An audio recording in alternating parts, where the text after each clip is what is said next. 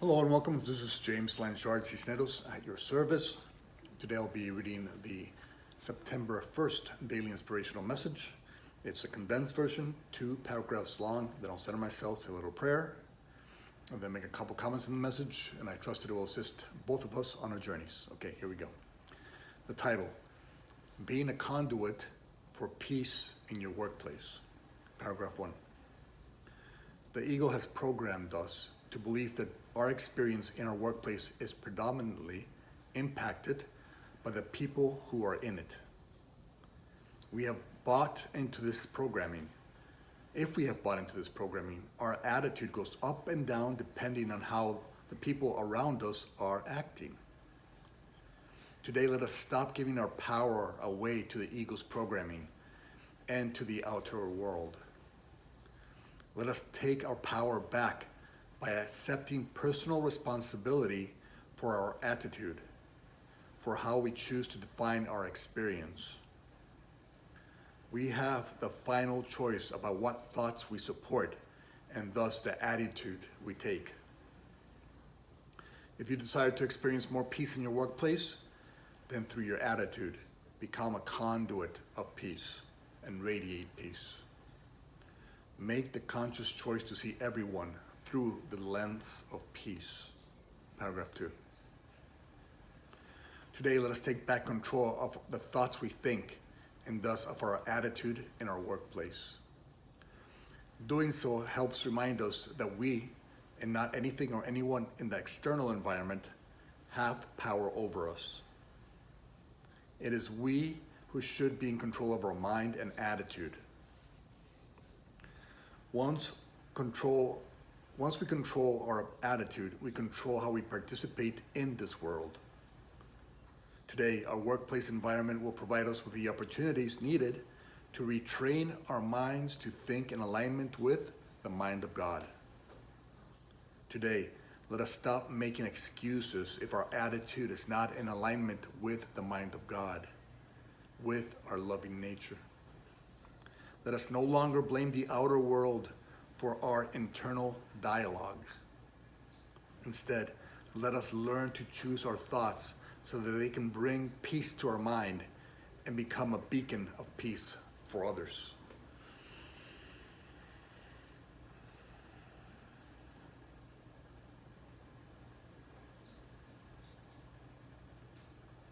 Okay, being a conduit for peace in your workplace.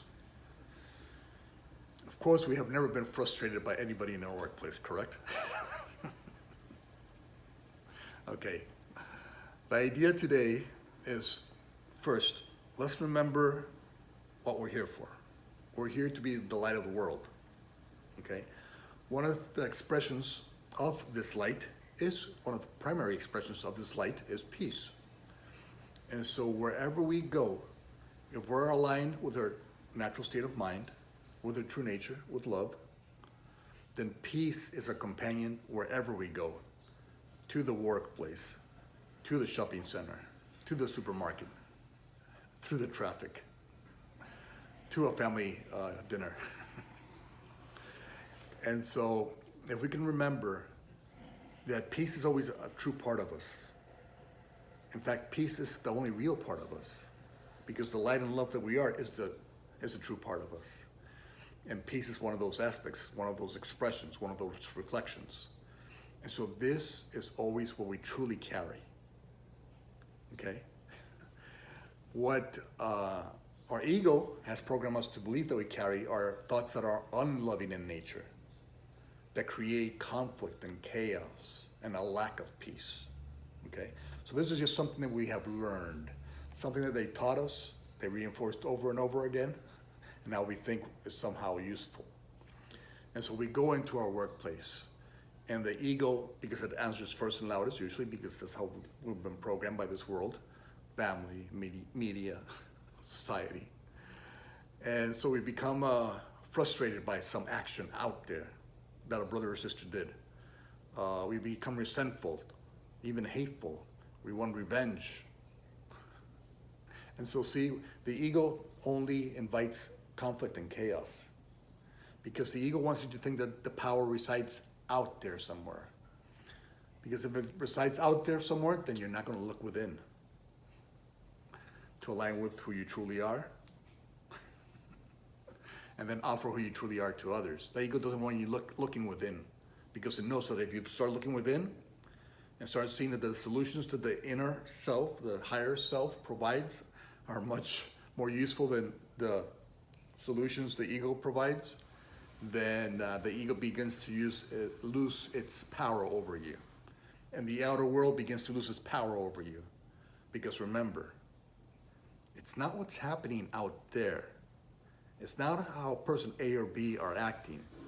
It's how we define the experience that either brings us peace or aligns us with the ego's mind.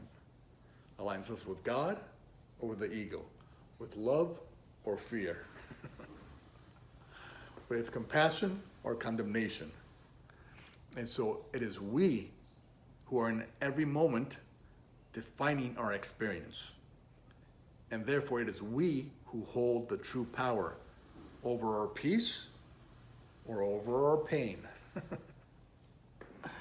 And so today remind yourself, anytime you find yourself in alignment with the ego, with judging your brother or sister, with being frustrated by them, being resentful or hateful or revengeful, guess what? That's not the truth in you who's in control of who is currently in control of your mind and thinking, and thus life. It is the ego. And we all know where that leads us. It leads us to more conflict, to more chaos, to more confusion, to more darkness, to more disappointment, to more depression, you know? We've all traveled those roads. We know those roads don't take us to the state of peace. And that's what we're here to do today. To align with the mind of God, which is love, light, peace, and to offer that to all our brothers and sisters who God sends our way. And so no matter what they do, as the Course in Miracles would say, it's either love or a call for love. And if it's a call for love, then the proper response is to answer a call for love, with our loving nature, with compassion, with understanding, with peace, with the knowledge that my brother and sister, they co-created a perfect journey for them with Source. And so whatever it is they're processing, that's perfect for them. My only job here, right now, is to answer this call for love, not with judgment, not with frustration, not with resentment or revenge. My job today is to answer it with peace. And what gets me to peace? Compassion, understanding, forgiveness. And appreciation for your brothers and sisters' participation in your life experience, because it is because of them that you're practicing. Remember that the outer world doesn't have control over your mind. The ego doesn't have control over your mind. You do. And so you have the responsibility to align with the mind of God, with peace, and then offer that peace to your brothers and sisters. And that's the only way that you're truly going to feel fulfilled. You're never going to feel fulfilled in alignment with the ego's mind, with resentment, with hatred, with frustration, with chaos and confusion and conflict. You're never going to feel at peace or fulfilled in that, traveling those roads. And we know that, okay? So when we're stuck there, let's simply recognize that. Remember, the daily inspiration today is to become that torch of peace for yourself first and then for others. And so we answer that call for love with love. We remember, okay, I have control over my thoughts. I have control over my thoughts when my thoughts are aligned with the mind of God, because that's all that's really true. And so if that's all that's really true, that's all that's really true about me. And so when the truth in me is in control of my mind, peace results. When the programming is in control of my thoughts, chaos and confusion result. And so today I remember I have the power. I'm not going to blame the outer world anymore. I'm not going to blame my coworkers anymore for my lack of peace. When I have a lack of peace, I'm just going to recognize it. The lack of peace is because of my definition of the experience. It's not because of the experience. And therefore, excuse me, since I have the personal responsibility to take control of my thoughts, I bring them back to peace, to understanding, to compassion, to love, and offer only that to my brothers and sisters through the act of forgiveness, through the act of trusting in God's perfect plan. And that's how I become a conduit of peace today. I remember that I control my mind, therefore I control my words and actions. And nothing out there has control over me. And when I allow it to have control over me, simply recognize it and say, no, I've played that game 100 times before. I don't want to do that.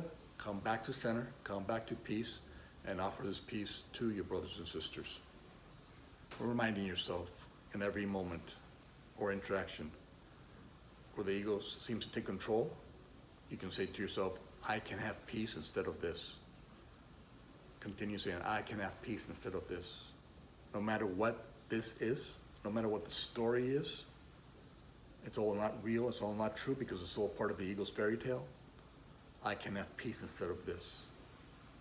And when you do so, when you remember that in every moment in an interaction, you can have peace instead of what your ego is trying to dictate, then you start to feel more and more in control of your thoughts, of your mind, of your life, and you become more and more centered. And it is from this place of center, place of love, place of peace, that you start walking throughout your day. And little by little, your brothers will see that there's another way. They can experience this reality. And they too can have peace instead of their frustrations and angers and resentments and chaos and conflict. Okay, I think that's okay for now. If you have any questions, please down below, ask them and I'll try to do my best to respond. Thank you very much for your time. I love you very much. Please be so kind as to like, comment, or share this video. It would help with the listening process and it might help bring this world and your co-workers and yourself to a greater alignment with the mind of God, with the state of peace. Again, if you made it this far, thank you very much. And God willing, we'll see each other tomorrow. Peace.